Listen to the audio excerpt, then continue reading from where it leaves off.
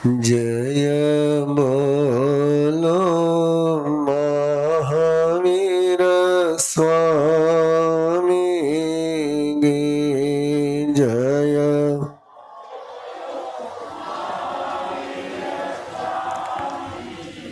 घट घट के अंतरयामी की घट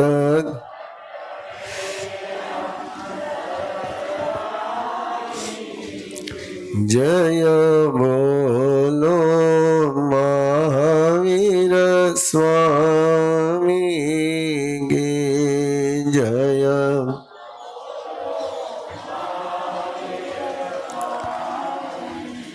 हो लाख बार प्रणाम तुम्हें। थोड़ा बेस दे, थोड़ा बेस दे, बेस। हे वीर प्रभु भगवान तुम्हें।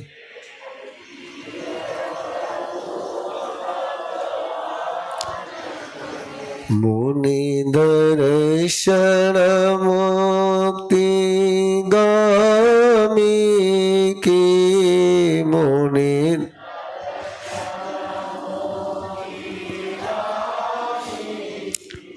जय बोलो महावीर स्वामी की जय।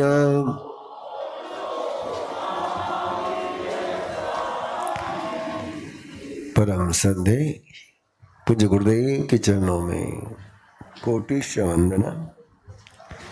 विराजमान स्नेही से तीर्थेश्वर श्री जी महाराज साहब प्रभु महावीर के अनंत आयामों से संपन्न असीम सागर के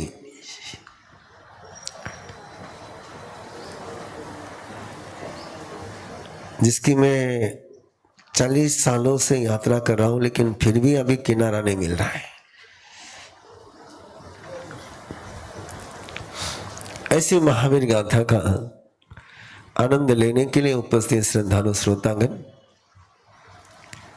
एक छोटी सी भूल के परिणाम कितने भयंकर हो गए कि 13 जन्मों तक फिर कल्याण करने वाला धर्म रास्ता मिला ही नहीं। तपस्वी बने, सन्यासी बने, वनवासी बने, तपस्वी बने, ज्ञानी बने, ध्यानी बने, लेकिन तीर्थ नहीं बने। वापस एक बार रिपीट कर रहा हूं, ज्ञानी बने, ध्यानी बने, तपस्वी बने, सन्यासी बने, वनवासी बने, लेकिन तीर्थ नहीं बने। तो तीर्थ बनने के लिए तीर्थंकर ही लगते हैं। बिना तीर्थंकर के सहयोग के, बिना तीर्थंकर के संबंध के, बिना तीर्थंकर के अनुबंध के आप और मैं दुनिया के हर पद पर पहुंच सकते हैं, लेकिन तीर्थ का जो पद है, तीर्थ का जो अनुभव है, वो केवल तीर्थंकर के शासन में ही हो सकता है। लंबी यात्रा चली, 6 जन्म देवलोक के, 6 जन्म मनुष्य लोक के, लेकिन किसी भी जन्म में तपने के बावजूद उजाला नहीं हुआ, सीखने के बावजूद समझ नहीं आई, छोड़ने के बावजूद अंतर में पहुंच नहीं पाए। और ऐसी यात्रा 12 जन्मों में करने के बाद 13वें जन्म में पोतनपुर नगरी में विश्वनंदी राजा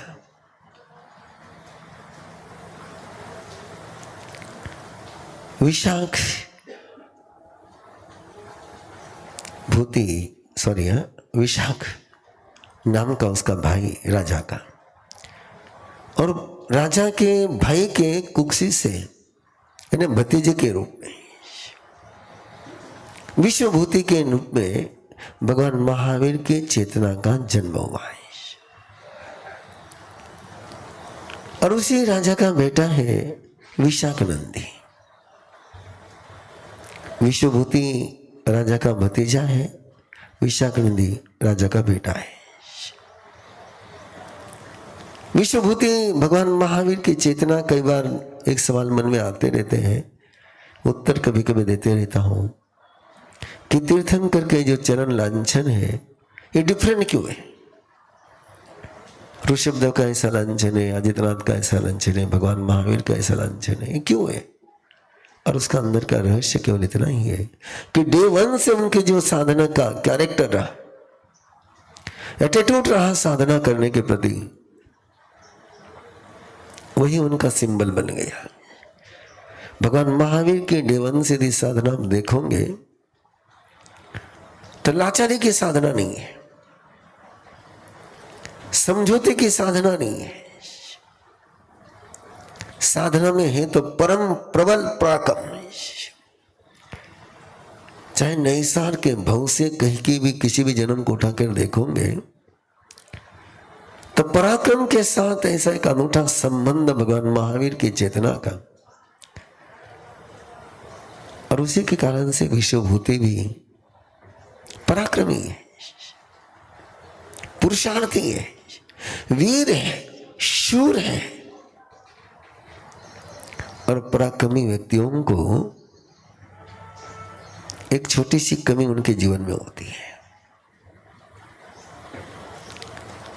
बड़ी छोटी सी होती है, वो बड़ी मीठी होती है, बहुत अच्छी होती है, बहुत सुंदर होती है, बहुत शुभ होती है, लेकिन वो कभी कभी खतरनाक बन जाती है।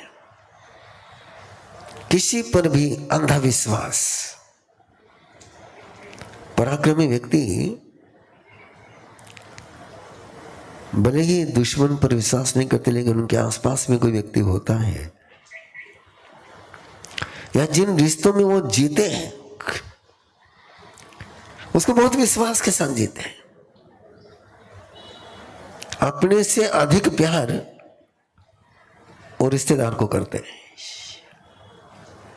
मैं वाक्य को फिर दोहराता हूं तो आपको बहुत सारे व्यक्ति याद आ जाएंगे।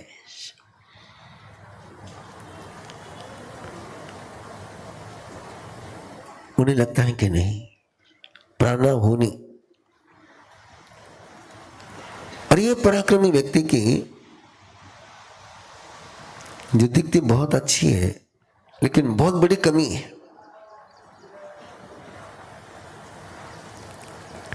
ओपन माइंड,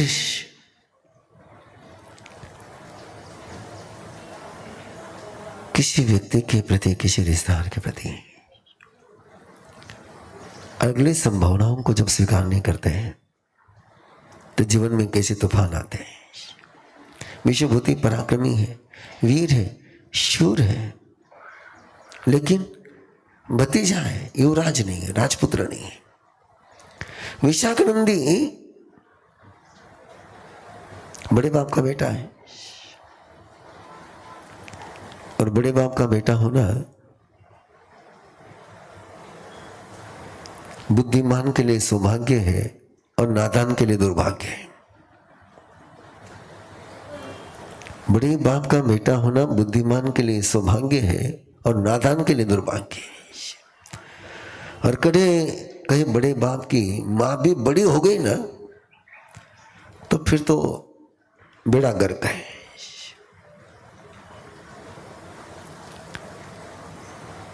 जो केवल अपने संतति को सुख ही देना चाहते हैं वे बड़े बाप होते हैं, वो बड़ी माँ होती है।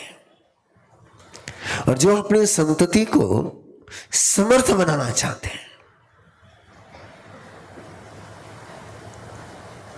वे सच में माँ बाप होते हैं।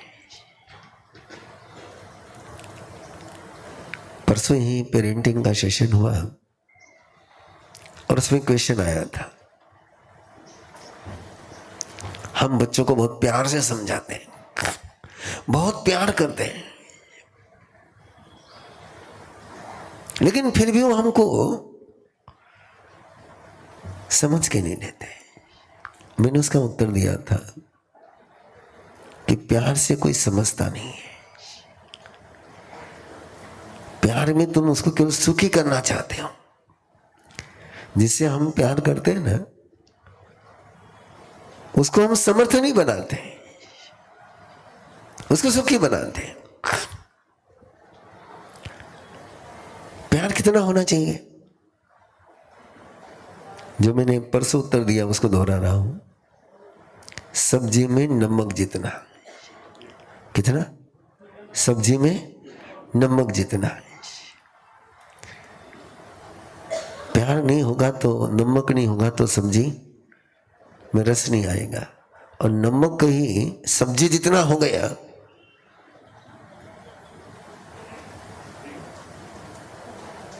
और मैक्सिमम लोग जो है प्यार नमक जितना नहीं करते हैं, और उस कारण से उनको प्यार के दुष्परिणाम झेलने पड़ते हैं। एक एक वाक्य को ध्यान से लेते जाना है। किसके दुष्परिणाम? प्यार के दुष्परिणाम झेलने पड़ते हैं। कौशल्या के साथ दशरथ का प्यार नमक जितना था, सुमित्रा के साथ दशरथ का प्यार नमक जितना था, कैकेयी के साथ दशरथ का प्यार ओके ना? एक एग्जाम्पल समझ में आ गया ना? दूसरे एग्जाम्पल की आवश्यकता नहीं, बस ठीक है। और यदि आप अपने जीवन में भी देखोगे तो ऐसा ही होता है। धृतराष्ट्र और गांधारी ने दुर्योधन को बहुत प्यार दिया, लेकिन कुंती ने अपने बेटों को प्यार उतना दिया जितना नमक था। इसलिए वो अपने बेटों को समर्थ बना सके। सुखी समर्थ नहीं होता है और समर्थ दुखी नहीं होता है। वाक्य रिपीट करिए ना। समर्थ दुखी नहीं होता है। अब सुखी कितना ही समर्थ नहीं बना है तो दुख तो, समर्थ व्यक्ति ही दुखी नहीं होता है। कसौटी एक ही है। आप समर्थ हो कि सुखी हो, उसकी कसौटी केवल इतनी है, आप दुखी होते हो कि नहीं होते हो। स्वयं को भी मैं जांचते रहता हूं, आप भी स्वयं को टटोलते रहिए,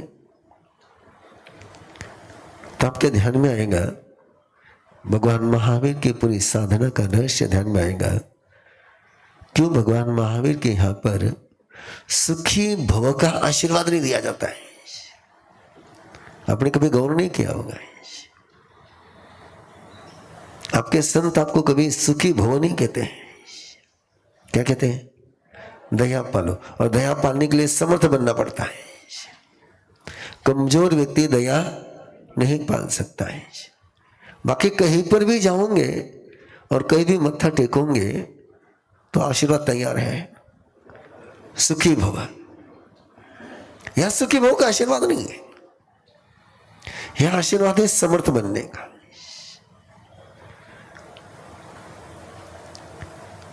और सीक्रेट क्या है? जो समर्थ होता है वो दुखी नहीं होता है, और सुखी समर्थ नहीं होता है। ये गणित थोड़ा सा ध्यान में रख लेना है। विशाखनंदी सुखी है और विश्वभूति समर्थ है। और जो व्यक्ति समर्थ नहीं होता है ना, वो कभी भी समर्थ व्यक्ति का सम्मान नहीं करता है। समर्थ का सम्मान समर्थ ही कर सकता है। उसको हमेशा समर्थ लोग जो है मूर्ख नजर आते हैं, और वे लोग चुनाव भी करते हैं ना तो समर्थ का कभी नहीं करते। चक्रवर्ती कभी समर्थ के अलावा चुनता नहीं है, और पति वासुदेव शब्द ध्यान में रखना कि मुझे थोड़ा जल्दी चलना है। पृथ्वी वासुदेव अपने पास कभी समर्थ लोगों को नहीं रखता है, और जिसने स्वयं के साथ समर्थ व्यक्ति को नहीं रखा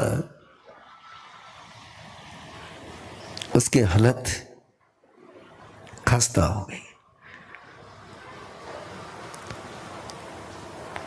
कंसेप्ट क्लियर नहीं हो रही होगी तो क्लियर कर देता हूं। दुर्योधन के कैबिनेट मिनिस्ट्री में कौन है? दुर्योधन के कैबिनेट मिनिस्ट्री में कौन है? किचन कैबिनेट में कौन है? शकुनी है। कौन है? शकुनी है। और शकुनी समर्थ नहीं है। शकुनी समर्थ नहीं है। दुर्योधन के पास बहुत है, भीष्म पितामह है, द्रोणाचार्य है, कृपाचार्य है, विदुर है, लेकिन उसको उसने कभी कैबिनेट में नहीं रखा है। और पांडवों के किचन कैबिनेट में कौन है? श्री कृष्ण है। वो कैसे है? समर्थ है। आपके कैबिनेट में कौन है? हंस दिया आप तो, है ना? आपके किचन कैबिनेट में कौन है? नहीं हो तो जरा चेंज कर लेना, है ना? अपने कैबिनेट में कौन होना चाहिए? अपने से समर्थ, अपने से समर्थ। जो समर्थ रहेगा वो आपको ऊपर उठाएगा।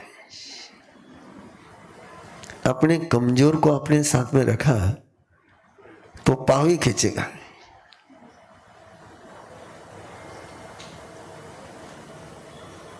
हेलो,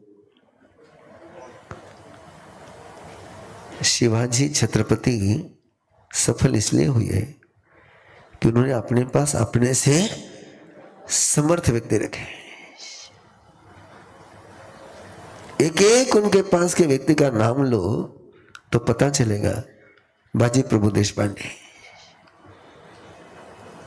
तानाजी मालुसरे, मैं तो कुछ नाम गिना रहा हूं आपके पास। समर्थ रखोगे तो समर्थ बनोगे।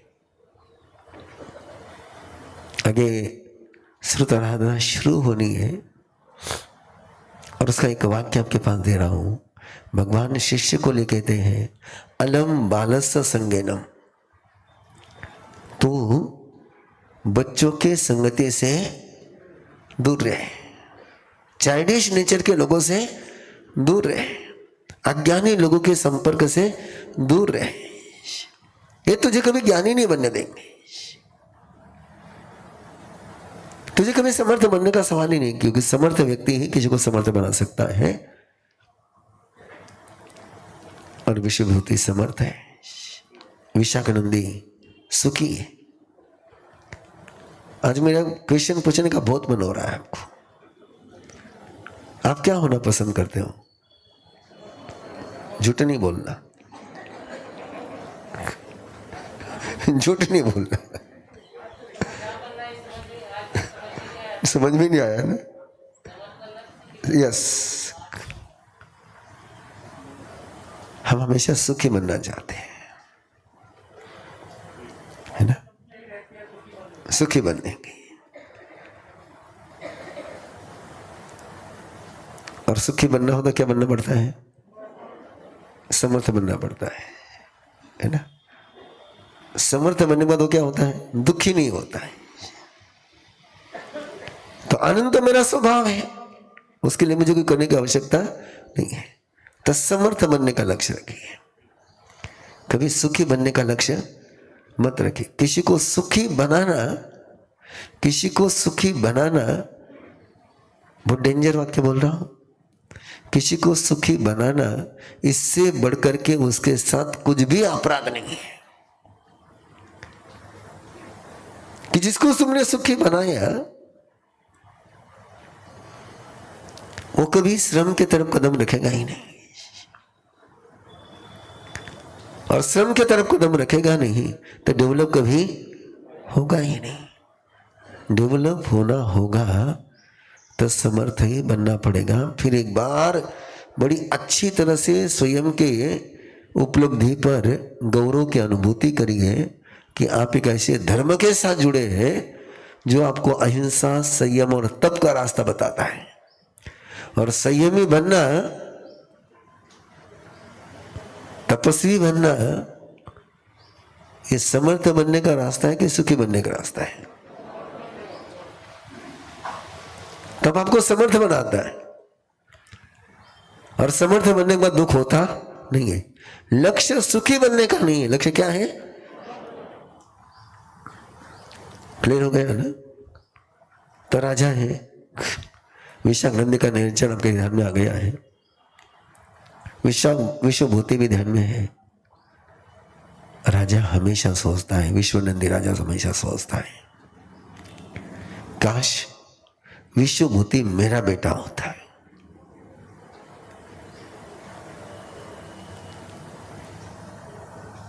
मैंने कभी सोचा नहीं, लेकिन कभी मेरे मन में आता है अभी कि धृतराष्ट्र के मन में कभी न कभी तो आया होगा ना कि मेरा बेटा धर्मराज जैसा होना चाहिए।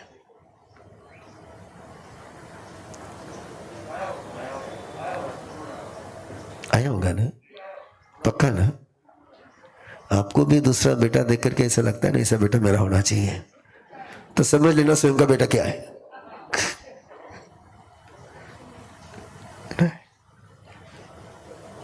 तो विश्वनंदी राजा को लगता था काश विश्वभूति मेरा बेटा होता है तो राज्य मेरा शिखर पर पहुंचता।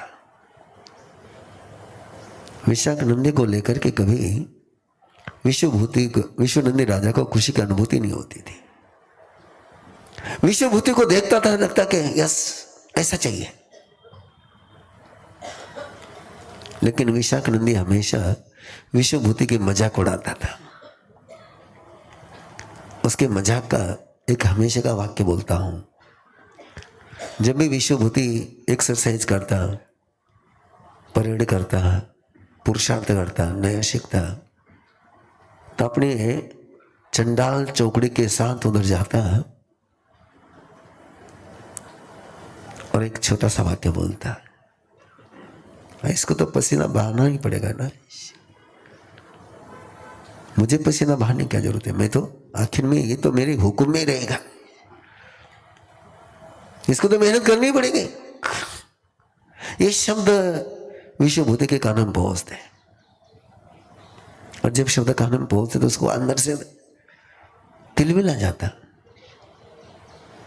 अपनी मां से बात करता, मैंने विशाखानंदी का क्या बिगाड़ा है, वो ऐसा क्यों बोलता है? और पिताजी और माँ उसको एक सलाह देते थे, उसका वैसा ही स्वभाव है तो उसकी तरफ मत देख, आप कितना ही कहा उसकी तरफ मत देख,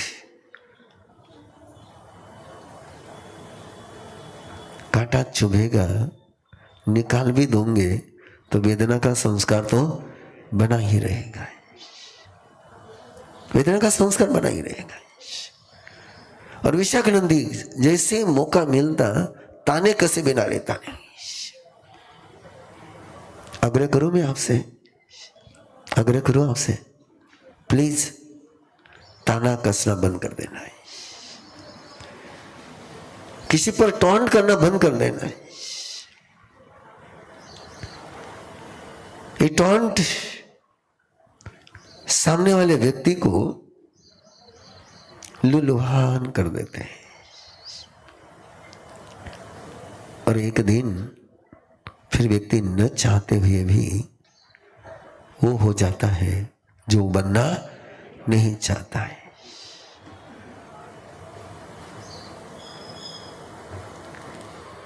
मैं इस कहानी को शुरू कर रहा हूं, आपको क्या कहूं मैं आपको,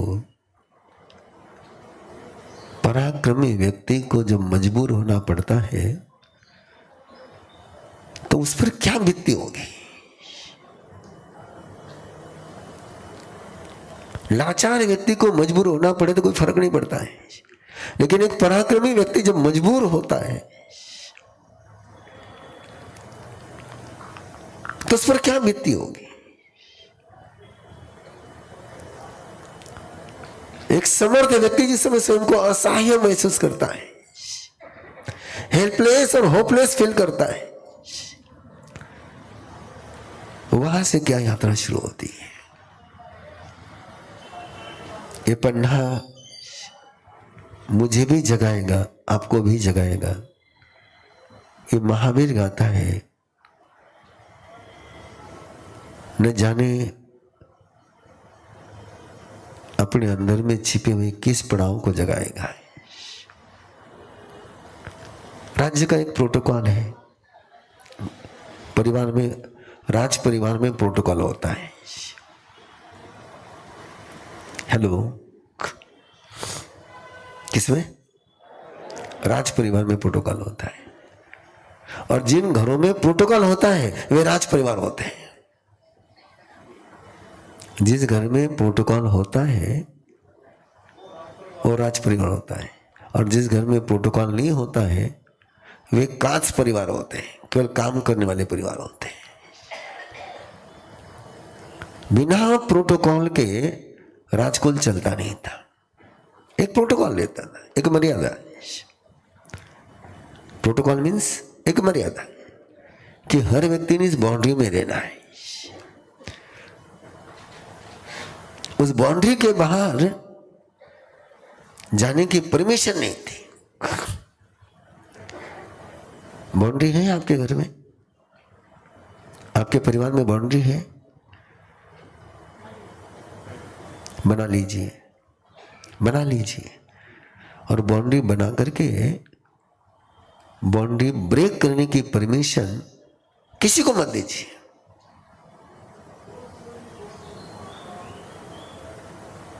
बाउंड्री बनाना आसान है, लेकिन बाउंड्री को ब्रेक नहीं होने देना ये बहुत बड़ी साधना है।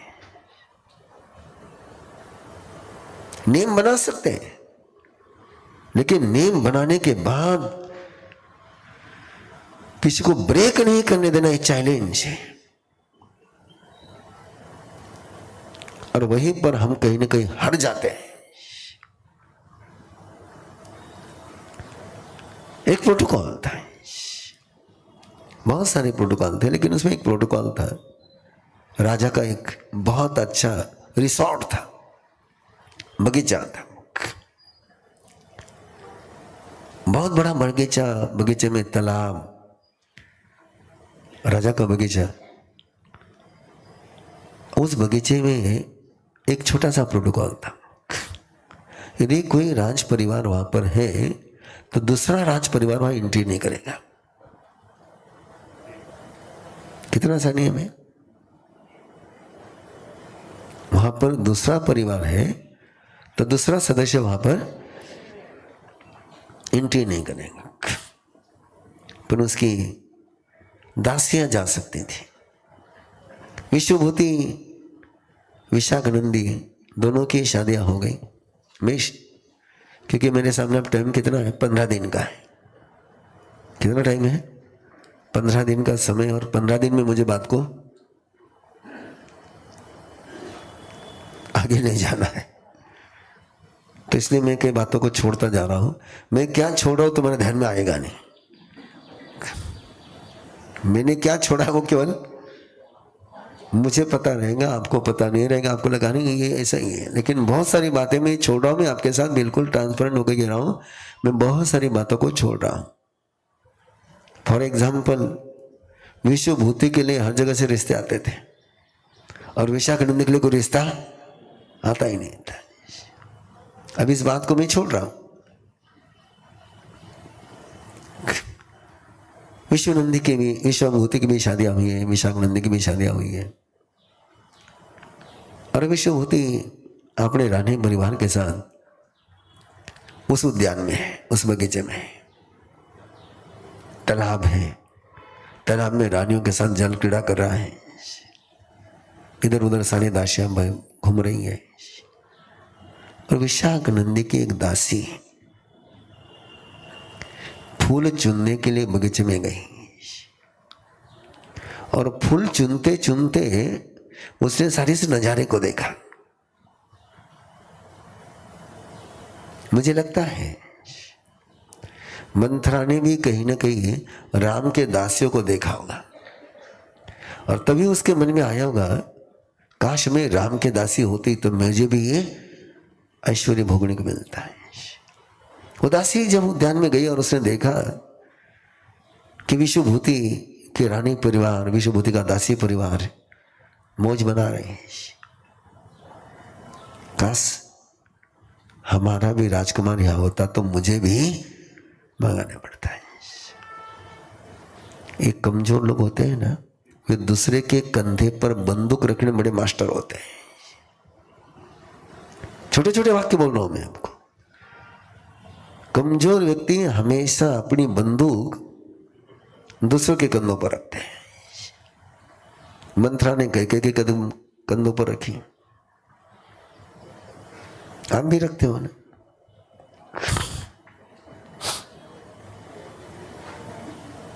नहीं बोलना मत, मैं हूं यहां पर। मार साहब वो उसके होतो तो कौन वो उसके होतो केरा करता मत बंदूक है। मैं कहीं नहीं बोलने मार साहब, मारो कहीं नहीं है, पर लोग ऐसा बोल जाता। अब कौन लोग नहीं मार साहब, लोग बोल जाता।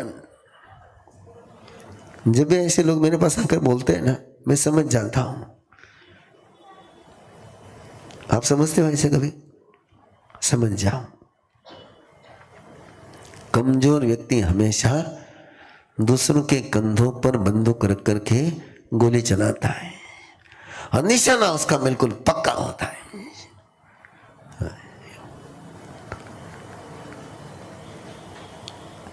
पक्का होता है, बिल्कुल पक्का होता है, उसका निशाना चुकता नहीं है। बड़ा गजब का होता है निशाना। दासी लौटी, राजमाता के पास पहुंची और राजमाता को पूछा, इस राज्य का स्वामी कौन है?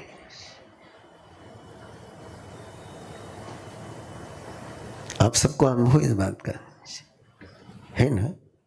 ये कभी सीधा सवाल नहीं पूछती है। कैसे पूछेगी?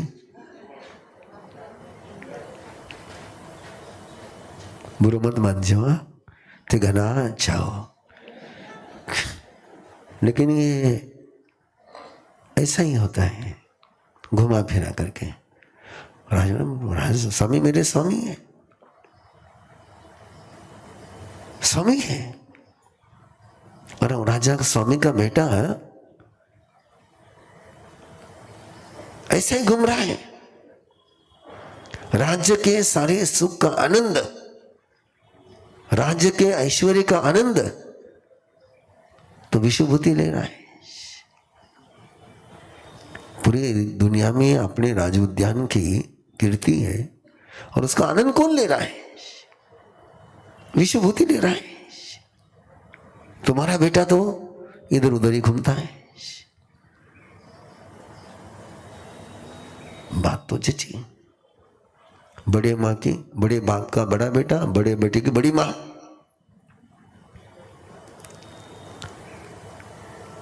बोले क्या करें? बोले विश्वभूति को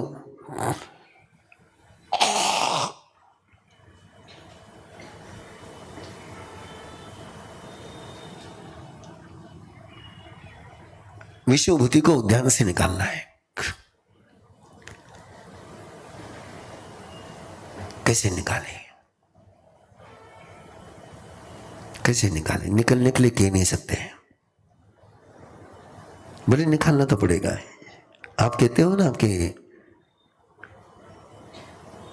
स्वामी है, राज्य के स्वामी है, तो स्वामी तो सब कुछ कर सकता है। राजा सब कुछ कर सकता है, तो राजा का मालिक, राज्य का मालिक है, उनसे कराओ।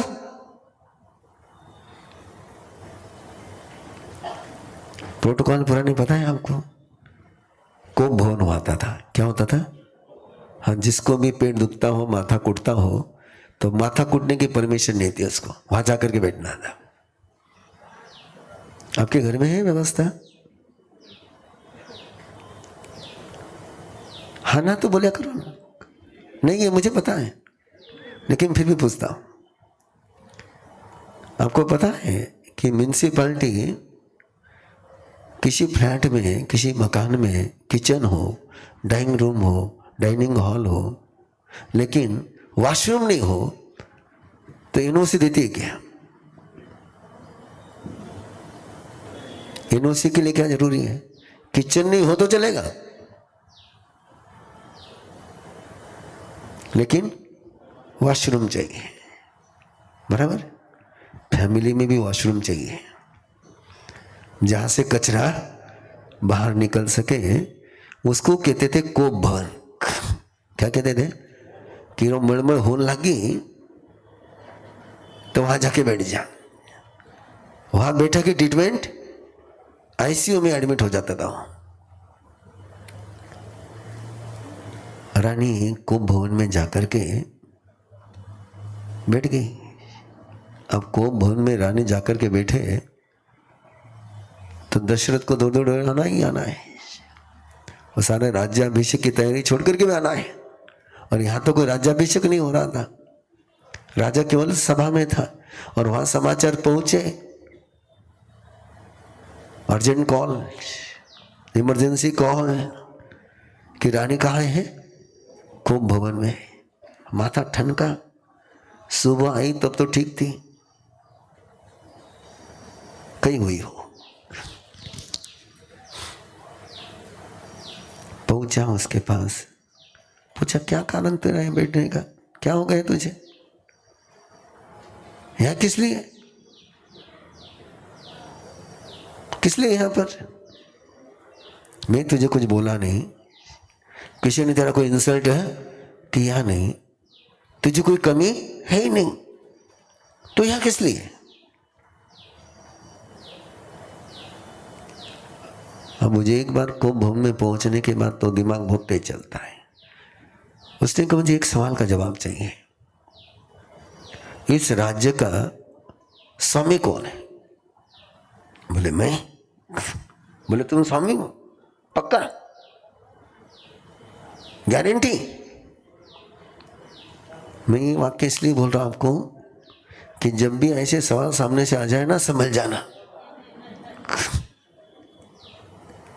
जब भी एक खुट्टा हिलाने लगे ना, तो समझ जाना कि आगे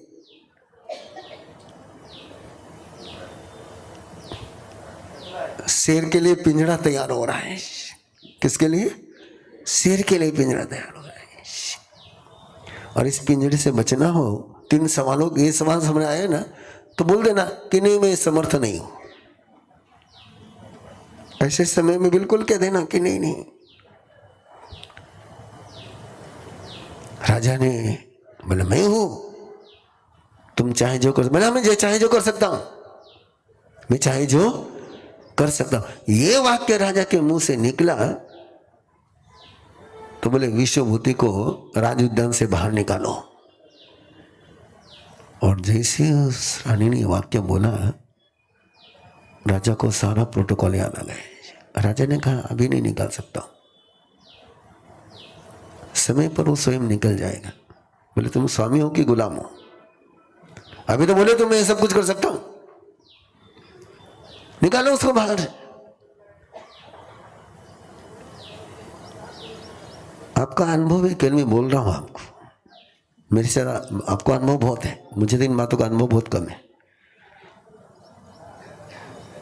ऐसा कोई अनुभव है आपके पास कि आप होम मिनिस्टर को समझाने गए और समझा पाए?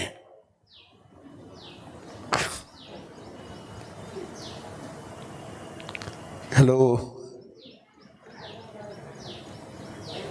हाँ? नहीं ना? अच्छा, लेकिन गारंटी से कहता हूं, उन्होंने आपको समझाने की ठानी तो पक्की समझा के रहती है। हाँ? बराबर?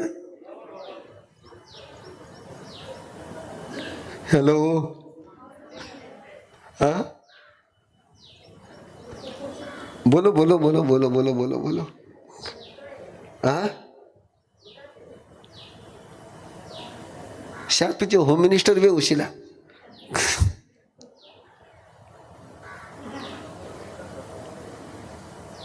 अमित शाह कुछ चाहे नरेंद्र मोदी नहीं करे ऐसा, हेलो, हो ही नहीं सकता है। बोले उसको निकालोगे तो तुम स्वामी ही नहीं तो स्वामी नहीं हो। अरे बोले निकल जाएगा। बोले नहीं, आज शाम तक उसने सूर्यास्त के पहले पहले विश्वभूति ने उद्यान से बाहर जाना चाहिए। अरे बोले घर की मर्यादा है, नहीं निकाल सकता हूं। बोले मर्यादा फिरादा मुझे बोलना नहीं, मर्यादा फिरादा मुझे बोलना नहीं। मैंने जो कहा, तुम स्वामी हो तो काम करो, नहीं तो कबूल करोगे तुम स्वामी नहीं हो। चैलेंजिंग की भाषा बड़ी गजब की होती है। अब राजा इधर भी फंसा उधर भी फंसा। कोप भवन से राजा राजसभा में पहुंचा, सिंहासन पर जाकर के बैठा और मंत्री ने चेहरा देखा। बोले राजन थोड़ी मंत्रणा, कृष्ण मंत्रणा करनी है। बोले आया। बोले क्या बात है? बोले क्या हुआ? बोले सिंहासन पर राजा ही बैठ सकता है, गुलाम नहीं बैठ सकता है। कौन? सिंहासन पर कौन बैठ सकता है? राजा ही बैठ सकता है, गुलाम नहीं बैठ सकता है। तुम्हारी इस समय की मनस्थिति सिंहासन पर बैठने की नहीं है। तुम अंडर प्रेशर हो, अंडर प्रेशर हो, अंडर प्रेशर बैठ करके तुम सिंहासन पर रहोगे तो कुछ न कुछ गलत डिसीजन हो ही जाएगा। किस प्रेशर में हो तुम? फिर राजा की कही चीज, घर की बात बाहर बोलूं कि नहीं बोलूं? बिल्कुल अंदर की बात है। आप कैसे कहे कि रानी ने ऐसा ऐसा पासा फेंका है? पर मंत्री था, मंत्री ने कहा राजन ऐसा चेहरा लेकर के आप नहीं बैठ सकते हैं कि राजदूत आने वाले हैं, और उस समय नहीं आपका चेहरा ऐसा रहेगा तो सारा खेल बिगड़ जाएगा। तुम्हारा जो भी प्रॉब्लम हो मुझे बताओ, प्रॉब्लम बताओ मुझे, समस्या मुझे बताओ। राजा ने समस्या बता दी, ऐसी ऐसी समस्या है। बोले इसमें कौन सी बड़ी बात है? विश्वभूति को उद्यान से निकालना आराम से निकल जाएगा। बोले प्रोटोकॉल है। बोले प्रोटोकॉल ब्रेक होगा ही नहीं, प्रोटोकॉल ब्रेक होगा ही नहीं। मैं उसको बाहर निकलने के लिए कहूंगा नहीं, और निकले बिना वो, वाह क्या बात है यार। ऐसा रिस्पॉन्स आप देते चले गए तो मैं माहिर का तो आराम से दौड़ा लूंगा फिर तो, है ना। मैं जाने के लिए कहूंगा नहीं और वो गए बिना। ऐसा ही करते लोग प्रवीण ऋषि के साथ, जाने के लिए कहते नहीं। हेलो,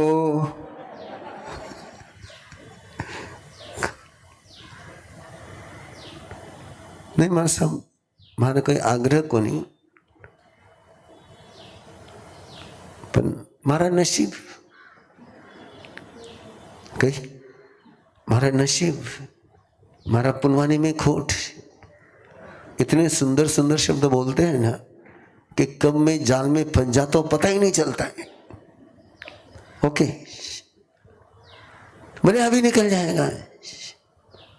बोले कैसे? बोले बाकी चिंता छोड़ो, आप छोड़ दो मेरे पर। आप तो मस्ती में राजा बन करके सिंहासन पर बैठो, विश्वभूति अभी निकल जाएगा बात। राजा को उधर भेजा और इधर पूरी यंत्रणा तैयार कर दी। मंत्री दरबार में पहुंचा, आधा पौन घंटा बीता ही होगा कि गुप्तचर आ गया, जासूस आ गया। और जासूस ने आकर के राजा को, मंत्री के पास रिपोर्ट दी कि वो सीमा पर सामंत जो रहता है उसने बगावत करी है, वो तुम्हारे खिलाफ खड़ा हो गया है। तुरंत मंत्रणा, युद्ध की तैयारी, जाना है। युद्ध की घंटा बजी, रणभेरी बजी, और युद्ध घंटा की आवाज जैसे उद्यान में पहुंची, विश्वभूति दौड़ा दौड़ा दौड़ा दौड़ा दौड़ा दौड़ा दौड़ा आया। बोले क्या हुआ, किसकी युद्ध हुई, कैसे? मंत्री ने कहा तो उद्यान में क्रीड़ा कर रानियों के साथ, तुझे क्या राज्य की चिंता का लेना देना है? वो बूढ़ा बाप जाएगा बोले युद्ध में? बोले वहां क्या? बोले बगावत हुई है। बोले मेरे रहते हुए आप युद्ध में जाएंगे? सवाल नहीं उठता है, मैं जाऊंगा युद्ध में। मंत्री ने थोड़ा सा और तेल डाल दिया। बोले पहले रानियों को पूछ के आ जा। कोई बोलने का कारण नहीं था उसका। बात किसके बीच में चल रही थी? चाचा भतीजे की बात चल रही थी, और राजा के साथ बात करते समय उसको बीच में बोलने की कोई जरूरत नहीं थी, लेकिन बोला। और बोला तो विश्वभूति ने ऐसा जवाब दिया कि राजा को पसीना छूटा। बोले रानी को उनको पूछना पड़ता है जो उनके गुलाम होते हैं, मैं उनका गुलाम नहीं हूं, मैं यहीं से कुछ करूंगा। मंत्री को यही चाहिए था। विश्वभूति इधर युद्ध पर कुछ करने निकल रहा है, रानी को कुछ पता ही नहीं है। और ये जैसे ही नगरी के बाहर निकला, विशाखानंदी को तैयार करके रखा था, दासियां सारी तैयार थी, सारी उद्यान में घुस गई। निकलो बाहर, बेइज्जत कर गई। बोले हमारे स्वामी, बोले तुम्हारे स्वामी गई युद्ध पर, तुम यहां क्या कर रही हो, भागो। रानियों को धक्का लगा। मैं हमेशा कहता हूं भाइयों को, हमेशा कहता हूं भाइयों को, अंधेरे में रख करके कोई कदम मत उठाना है।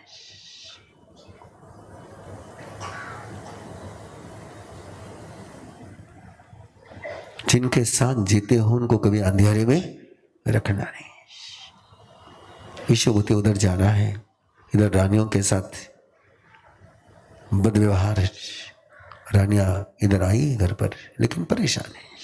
और आने के बाद पता चला कि स्वामी तो युद्ध पर गए। इधर आगे बात बढ़ती है, कल देखेंगे।